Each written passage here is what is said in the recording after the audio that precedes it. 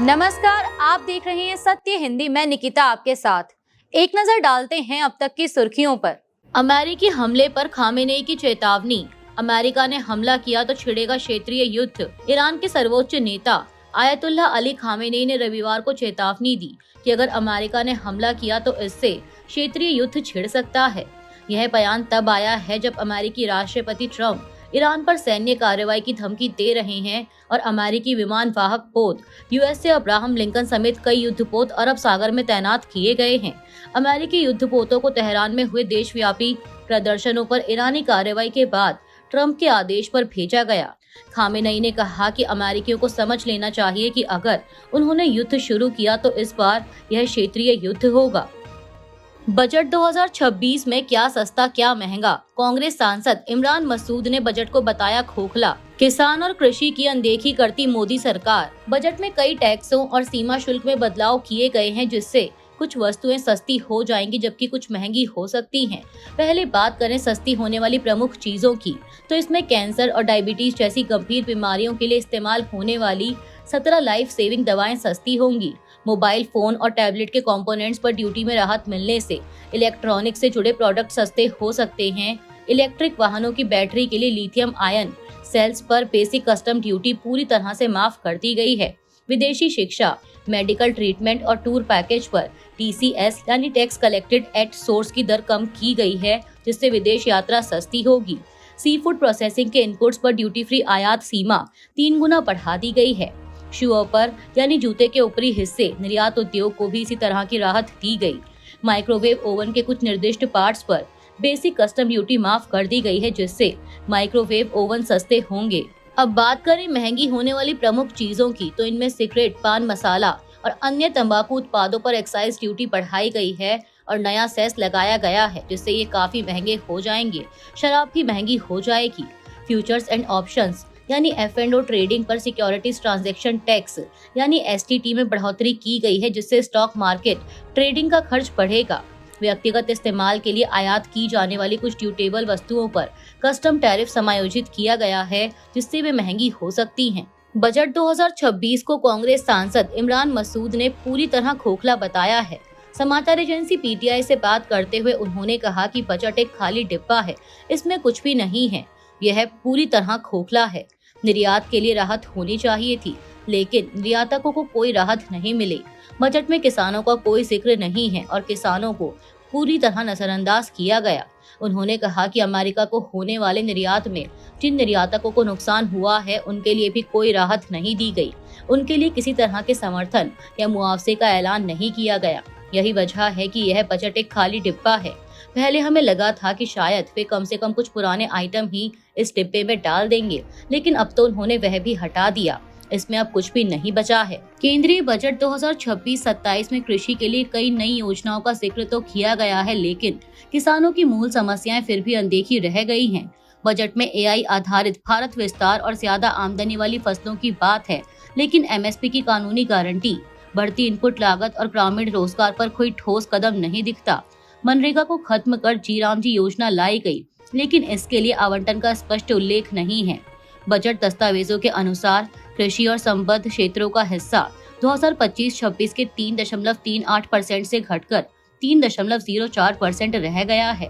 कृषि मंत्रालय का आवंटन 1.37 लाख करोड़ रुपए है जो महंगाई के हिसाब से वास्तविक बढ़ोतरी नहीं मानी जा रही। PM किसान की 6,000 रुपए की सहायता और मनरेगा का 86,000 करोड़ का स्थिर बजट भी अपर्याप्त बताया जा रहा है।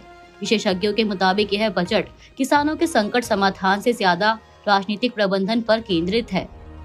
पाकिस्तान के बलूचिस्तान की शांति भंग करने के आरोप को भारत ने किया खारिज। भारत ने रविवार को बलूचिस्तान में शांति भंग करने की कोशिशों में भारतीय भूमिका को लेकर पाकिस्तान के आरोपों को सिरे से खारिज कर दिया। भारत ने इन आरोपों को पूरी तरह बेबुनियाद बताया। विदेश मंत्रालय के प्रवक्ता रणधीर जायसवाल ने कहा कि इस तरह के आरोप लगाना पाकिस्तान की पुरानी रणनीति है ताकि वह अपनी आंतरिक नाकामियों से ध्यान भटका सके। उन्होंने पाकिस्तान के आरोपों को खारिज करते हुए यह भी कहा कि पाकिस्तान का दमन, क्रूरता और मानवाधिकार उल्लंघनों का रिकॉर्ड किसी से छिपा नहीं है। रणधीर जायसवाल ने कहा कि हम पाकिस्तान की ओर से लगाए गए बेबुनियाद आरोपों को पूरी तरह खारिज करते हैं। यह उसकी अपनी आंतरिक विफलताओं से ध्यान हटाने की सामान्य कोशिश है। बजट 2026 भारत के असली संकटों से अनजान, राहुल गांधी। अखिलेश यादव बोले बजट लोगों की समझ से बाहर। पीएम मोदी ने बजट को बताया भारत की ऊंची उड़ान का मजबूत आधार। बजट भाषण से बहुत कम डिटेल्स मिले हैं। शशि थरूर। पूरी तरह से बेजान बजट। कांग्रेस सरकार के पास अब कोई ठोस आइडिया नहीं बचा है। महिला विरोधी, किसान विरोधी, शिक्षा विरोधी बजट। ममता बनर्जी। बजट 2026 पेश होते ही इस पर तमाम तरह की प्रतिक्रियाएं आनी शुरू हो गई हैं। लोकसभा में नेता प्रतिपक्ष राहुल गांधी ने कहा है कि केंद्रीय बजट भारत के असली संकटों से अनजान है। उन्होंने सोशल मीडिया प्लेटफॉर्म एक्स पर कहा कि देश में युवा बेरोजगार हैं, मैन्युफैक्चरिंग में गिरावट आ रही है और किसान संकट में हैं। वैश्विक स्तर पर बड़े झटकों की आशंका है, लेकिन बजट में इन मुद्दों को नजरअंदाज किया गया है। उन्होंने लिखा कि यह ऐसा बजट है जो दिशा सुधार से इनकार करता है और भारत के वास्तविक संकटों को नहीं दिखाता। वहीं पत्रकारों द्वारा केंद्रीय बजट पर अपनी टिप्पणी के बारे में पूछे जाने पर राहुल गांधी ने कहा कि कल कहेंगे, अपनी बात रखने के लिए संसद का इस्तेमाल करेंगे। बजट 2026 पर प्रधानमंत्री नरेंद्र मोदी ने कहा है कि ये बजट भारत की वैश्विक भूमिका को नए सिरे से सशक्त करता है। भारत के 140 करोड़ नागरिक सबसे तेजी से बढ़ती अर्थव्यवस्था बनकर ही संतुष्ट नहीं हैं। हम जल्द से जल्द दुनिया की तीसरी सबसे बड़ी अर्थव्यवस्था बनना चाहते हैं। ये करोड़ों देशवासियों का संकल्प है। ये बजट वर्तमान के सपनों को साकार करता है और भारत के उज्जवल भविष्य की नींव को सशक्त करता है। ये बजट 2047 के विकसित भारत की हमारी ऊंची उड़ान का मजबूत आधार है। आज भारत जिस रिफॉर्म एक्सप्रेस पर सवार है, इस बजट से उसे नई ऊर्जा और नई गति मिलेगी। जहां केंद्रीय गृह मंत्री अमित शाह ने बजट को विकसित भारत का बजट बताया है, वहीं समाजवादी पार्टी प्रमुख अखिलेश यादव ने बजट 2026 को लोगों की समझ से बाहर का बजट कहा है। अमित शाह ने एक्स पर एक पोस्ट में लिखा कि मैन्युफैक्चरिंग से लेकर इंफ्रास्ट्रक्चर तक, स्वास्थ्य से लेकर टूरिज्म तक, ग्रामीण क्षेत्रों से लेकर एआई तक, स्पोर्ट्स से लेकर तीर्थों तक, विकसित भारत बजट हर गांव, हर कस्बे और हर शहर के युवाओं, महिलाओं तथा किसानों के सपनों को शक्ति देकर उन्हें पूरा करने वाला बजट है। वहीं समाजवादी पार्टी प्रमुख अखिलेश यादव ने कहा कि ये गरीब, किसान और गांव में रहने वाले लोगों की समझ से बाहर बजट है। ये बजट गरीब का पेट नहीं भर सकता, नौकरी रोजगार नहीं दिए, सपने दिखाने वाला बजट है। कांग्रेस नेता जयराम रमेश ने रविवार को विपक्ष की सबसे तीखी प्रतिक्रिया देते हुए केंद्रीय बजट 2026-27 को पूरी तरह से बेजान बताया है। एक्स पर अपनी पोस्ट में रमेश ने लिखा कि पारदर्शिता की कमी थी और बजट उम्मीदों पर खरा नहीं उतरा। उन्होंने कहा कि वित्त मंत्री निर्मला सीतारमण ने अपने भाषण में कई बड़े कार्यक्रमों के लिए बजट आवंटन के बारे में स्पष्ट नहीं किया। हालांकि दस्तावेजों का भी विस्तार से अध्ययन करने की जरूरत है, लेकिन सिर्फ 90 मिनट बाद ही यह साफ हो गया कि 2026-27 के बजट को लेकर जो भारी माहौल बनाया गया था, उसकी तुलना में यह बहुत कमजोर रहा। यह पूरी तरह से बेजान निकला। भाषण भी पारदर्शी नहीं था क्योंकि इसमें प्रमुख कार्यक्रमों और योजनाओं के लिए बजट आवंटन के बारे में कोई स्पष्ट जानकारी नहीं दी गई थी। कांग्रेस अध्यक्ष मल्लिकार्जुन खड़गे ने भी बजट 2026 को लेकर मोदी सरकार पर तीखा हमला बोला है। उनका कहना है कि सरकार के पास अब कोई ठोस आइडिया नहीं बचा और बजट देश की आर्थिक, सामाजिक और राजनीतिक चुनौतियों का समाधान नहीं करता।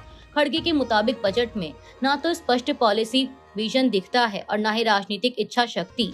कांग्रेस ने आरोप लगाया कि किसान अब भी आय सुरक्षा और सार्थक कल्याण योजनाओं का इंतजार कर रहे हैं। वहीं असमानता ब्रिटिश दौर से भी ज्यादा बढ़ गई है, लेकिन बजट में इसका जिक्र तक नहीं है और न ही SC, ST, OBC, EWS और अल्पसंख्यकों के लिए कोई खास सहायता दी गई। उन्होंने आगे कहा कि मैन्युफैक्चरिंग, रोजगार, निर्यात, महंगाई, निजी निवेश, इंफ्रास्ट्रक्चर और सोशल सिक्योरिटीज जैसे अहम मुद्दों पर बजट पूरी तरह चुप है। राज्यों की खराब वित्तीय स्थिति और संघवाद पर भी बजट में कोई राहत नहीं दी गई।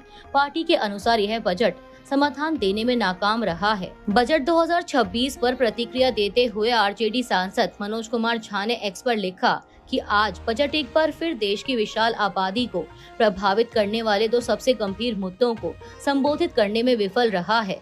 पहला, तेजी से बढ़ती आय की असमानता और दूसरा, भयावह बेरोजगारी। इन संरचनात्मक संकटों से जूझने की बजाय बजट ने सतही उपायों और भारी भरकम शब्दावली का सहारा लिया। शब्दों की यह सजावट एक आध दिन की सुर्खियां तो बन सकती हैं, लेकिन आम लोगों की आर्थिक वास्तविकताओं, चिंताओं में कोई बदलाव नहीं ला सकती। पश्चिम बंगाल की मुख्यमंत्री ममता बनर्जी ने बजट को बंगाल के लिए पूरी तरह खाली बताते हुए इसे महिला विरोधी, किसान विरोधी, शिक्षा विरोधी, दिशाहीन और विजनलेस कहा है। कोलकाता एयरपोर्ट पर पत्रकारों से बात करते हुए ममता बनर्जी ने कहा कि बजट में आम आदमी के लिए कुछ भी नहीं है। केंद्रीय वित्त मंत्री निर्मला सीतारमण ने 1 फरवरी को संसद में बजट 2026-27 पेश करते हुए भारतीय रेलवे के लिए बड़ा ऐलान किया। उन्होंने पर्यावरण के अनुकूल और तेज यात्री परिवहन को बढ़ावा देने के लिए देश में 7 नए हाई स्पीड रेल कॉरिडोर विकसित करने की घोषणा की। ये कॉरिडोर प्रमुख आर्थिक, तकनीकी और सांस्कृतिक शहरों को जोड़ेंगे, जिससे यात्रा समय कम होगा, कार्बन उत्सर्जन घटेगा और सड़क व हवाई यातायात पर दबाव कम होगा। हालांकि इन परियोजनाओं के लिए बजट आवंटन का खुलासा नहीं किया गया। घोषित कॉरिडोर में मुंबई पुणे, पुणे हैदराबाद, हैदराबाद बेंगलुरु, हैदराबाद चेन्नई, चेन्नई बेंगलुरु, दिल्ली वाराणसी और वाराणसी सिलीगुड़ी शामिल हैं। खास तौर पर कर्नाटक को फायदा होगा क्योंकि बेंगलुरु 2 कॉरिडोर से जुड़ेगा। यह घोषणा ऐसे समय में आई है जब Ahmedabad Mumbai bullet train project अब तक पूरा नहीं हो पाया है और इसके 2029 में शुरू होने की उम्मीद है। नवंबर 2025 में रेयर अर्थ परमानेंट मैग्नेट के लिए एक योजना शुरू की गई थी। अब निर्मला सीतारमण ने घोषणा की है कि अब हम ओडिशा, केरल, आंध्र प्रदेश और तमिलनाडु जैसे खनिज समृद्ध राज्यों को डेडिकेटेड रेयर अर्थ कॉरिडोर स्थापित करने में सहायता देने का प्रस्ताव करते हैं। वित्त मंत्री ने कहा कि सरकार खनन, प्रसंस्करण, अनुसंधान और विनिर्माण को बढ़ावा देने के लिए अपनी रेयर अर्थ योजना का विस्तार कर रही है। घरेलू रासायनिक उत्पादन को बढ़ाने और आयात पर निर्भरता को कम करने के लिए हम क्लस्टर आधारित प्लग एंड प्ले मॉडल पर चैलेंज रूट के माध्यम से 3 डेडिकेटेड केमिकल पार्क स्थापित करने में राज्यों को समर्थन करने के लिए एक योजना शुरू करेंगे। वित्त मंत्री ने सदन को बताया कि सरकार ने 2021-22 में किए गए अपने वादे को पूरा किया है, जिसमें 2025-26 तक जीडीपी के 4.5% से कम राजकोषीय घाटे को कम करना था। 2025-26 के लिए राजकोषीय घाटा जीडीपी का 4.4% अनुमानित है।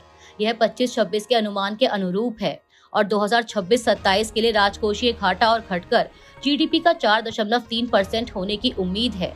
वित्त मंत्री ने आगे कहा कि सरकार वित्त वर्ष 2027 में अपने राजकोषीय घाटे को पूरा करने के लिए डेटेड सिक्योरिटीज से 11.7 लाख करोड़ रुपए उधार लेगी। वित्त मंत्री ने बताया कि इनकम टैक्स एक्ट 2025 1 अप्रैल से लागू होगा। नियम और टैक्स रिटर्न फॉर्म जल्द ही नोटिफाई किए जाएंगे।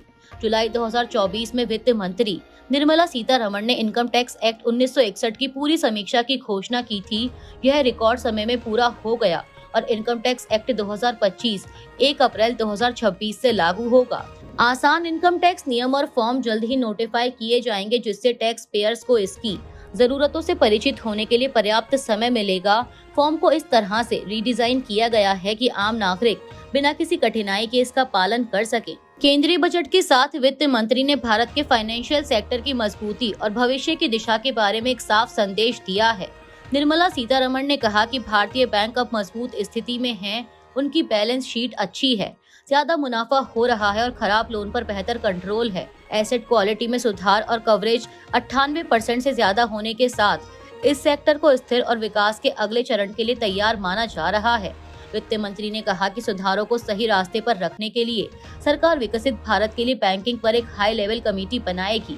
यह ग्रुप पूरे बैंकिंग सिस्टम की समीक्षा करेगा और भारत के आर्थिक विकास के अगले चरण को सपोर्ट करने के लिए बदलाव सुझाएगा। साथ ही यह फाइनेंशियल स्थिरता, समावेशन और उपभोक्ताओं की सुरक्षा पर ध्यान केंद्रित करेगा। एनसीपी प्रमुख और महाराष्ट्र के उप मुख्यमंत्री अजीत पवार की मौत के बाद पार्टी के भविष्य के नेतृत्व को लेकर चल रही अटकलों पर कार्यकारी अध्यक्ष प्रफुल्ल पटेल ने सफाई दी है। रविवार को जारी बयान में पटेल ने उन खबरों को पूरी तरह खारिज किया जिनमें कहा जा रहा था कि वह पार्टी के नए राष्ट्रीय अध्यक्ष बन सकते हैं। उन्होंने कहा कि ऐसी सभी रिपोर्टें निराधार हैं और इनमें कोई सच्चाई नहीं है। पटेल ने जोर देकर कहा कि एनसीपी एक लोकतांत्रिक पार्टी है और नेतृत्व से जुड़े फैसले वरिष्ठ नेताओं, विधायकों, पदाधिकारियों और पार्टी कार्यकर्ताओं से सलाह के बाद तय किए जाएंगे। अभी के लिए इतना ही। बाकी की देश दुनिया की बड़ी खबरों के लिए जुड़े रहिए सत्य हिंदी के साथ। Copyright disclaimer under Section 107 of the Copyright Act 1976. Allowance is made for fair use for purposes such as criticism, comment, news reporting, scholarship, and research. Fair use is a use permitted by copyright statute that might otherwise be infringing.